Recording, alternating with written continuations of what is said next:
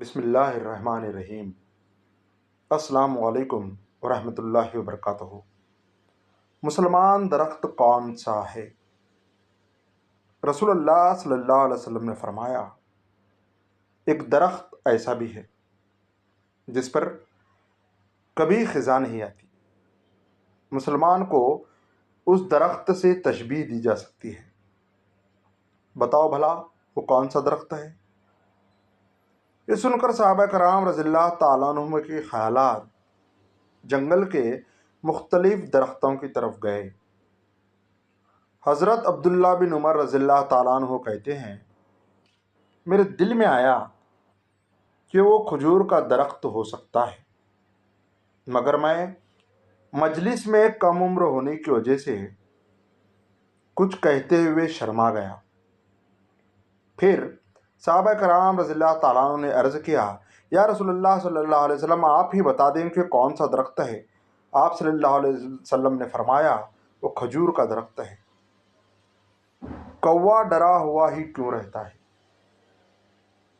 طوفان نوح گزر جانے کے بعد جب حضرت نوح علیہ السلام کی کشتی جودی پہاڑی پر پہنچ کر ٹھہر گئی تو حضرت نوح علیہ السلام نے روئے زمین کی خبر لانے کے لیے کوے کو بھیجا، تو ایک مردار کو دیکھ کر اس پر گر پڑا، یعنی کہ اس کو کھانے لگا اور واپس نہیں آیا۔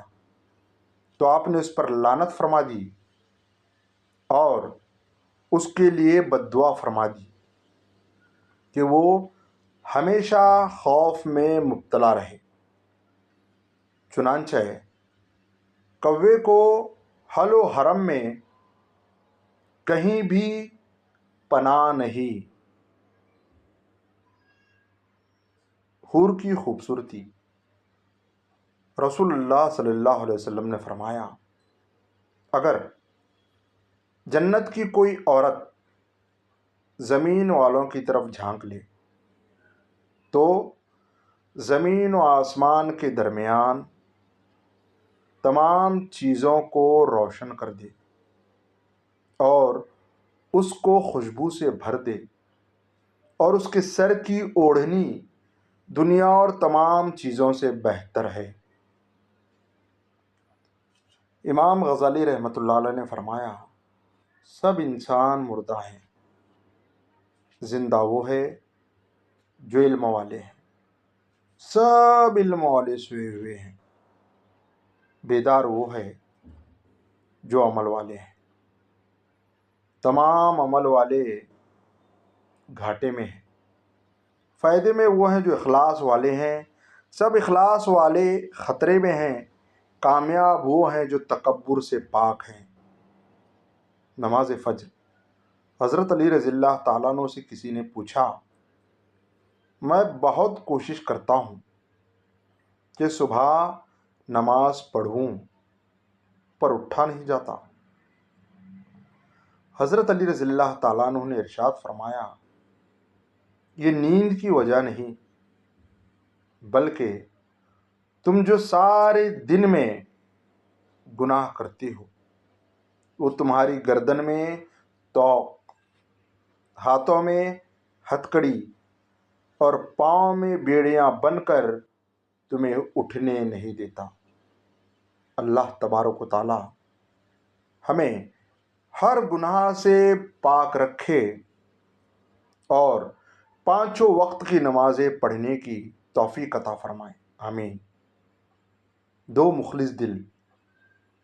حضرت علی رضی اللہ تعالیٰ عنہ نے فرمایا، اللہ تعالیٰ کبھی دو مخلص لوگوں کو جدا نہیں کرتا۔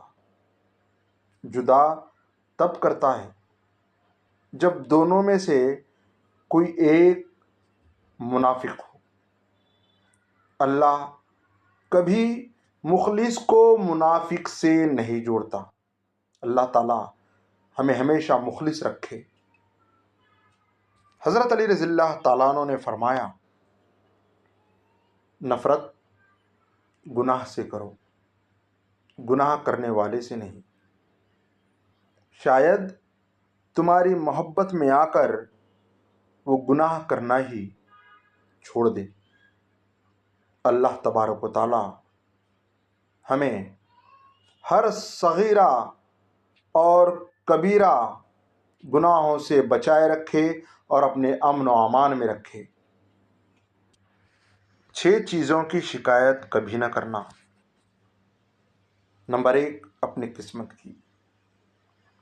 نمبر 2، اولاد کے سامنے اپنے بڑوں کی۔ نمبر 3، اپنا ذاتی مکان ہوتے ہوئے اس کی تنگی کی۔ نمبر 4، بھول کر بھی اپنے ماں باپ یا استاد کی۔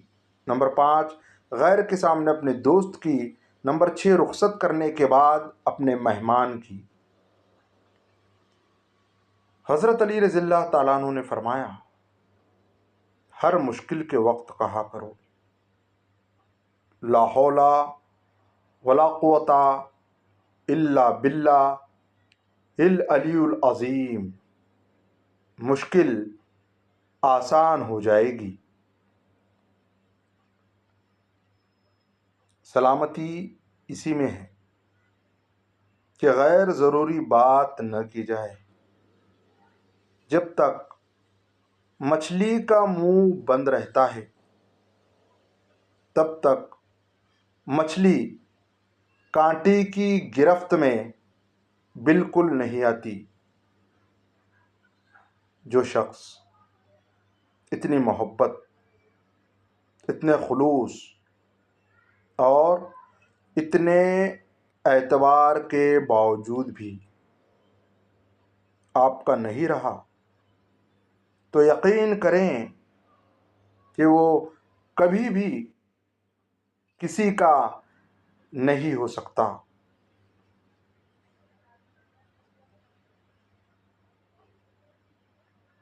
نماز کے بعد اپنی جگہ بیٹھے رہنا۔ رسول اللہ صلی اللہ علیہ وسلم نے فرمایا، تم میں سے کوئی شخص نماز کے بعد اپنی جگہ پر بیٹھا رہے تو فرشتے اس وقت تک اس کے لیے مغفرت کرتے رہتے ہیں جب تک اس کا وضو ٹوٹ نہ جائے۔ فرشتے یہ دعا دیتے ہیں، اے اللہ تو اس بندے کو معاف کر دے۔ بس تم نہیں جانتے کہ تمہارے منصوبوں کی ناکامی کے بعد اللہ کے پاس تمہارے لیے کیا کچھ ہے۔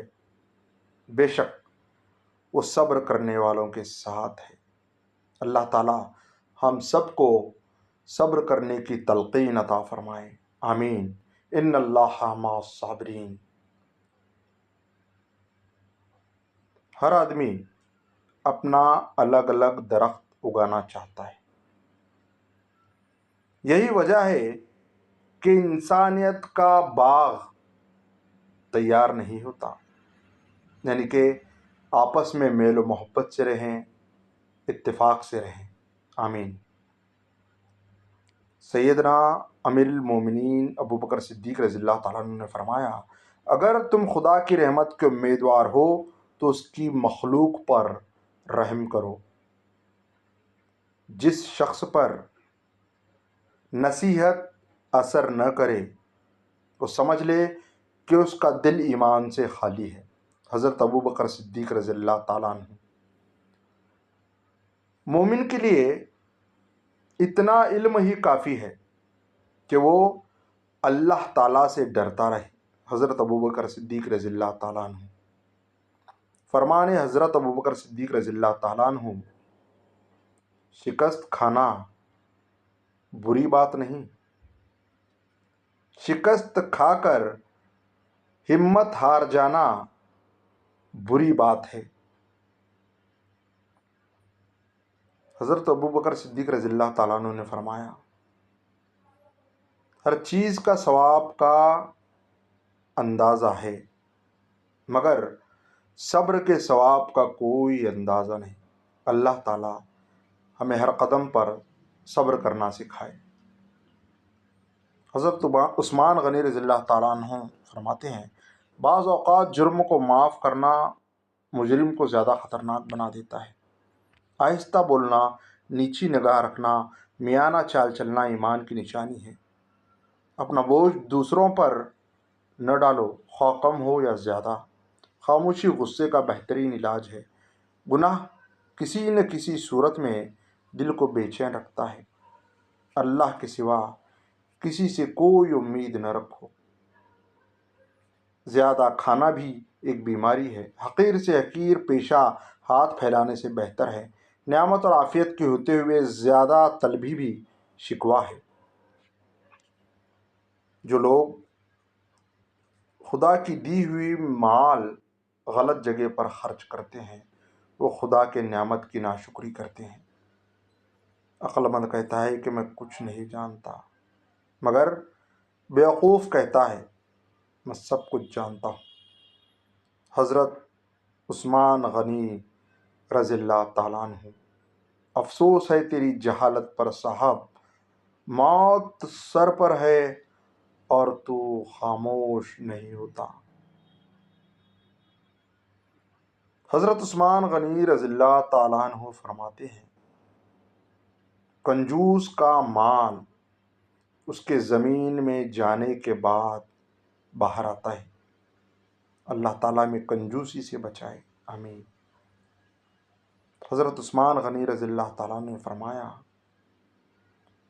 لوگوں کو جس طرح چاہے آزما دیکھ، سانپ بچھوؤں سے کم نہ پائے گا۔ حضرت عثمان غنی رضی اللہ تعالیٰ عنہ کا فرمان ہے، اگر تو گناہ پر آمادہ ہے تو کوئی ایسا مقام تلاش کر جہاں اللہ نہ ہو۔ اللہ تعالیٰ ہمارے ظاہری اور باطنی گناہوں کو معاف فرمائے، ہمیں سچا، پکا اور ایمان والا مسلمان بنائے، آمین ثم آمین یا رب العالمین۔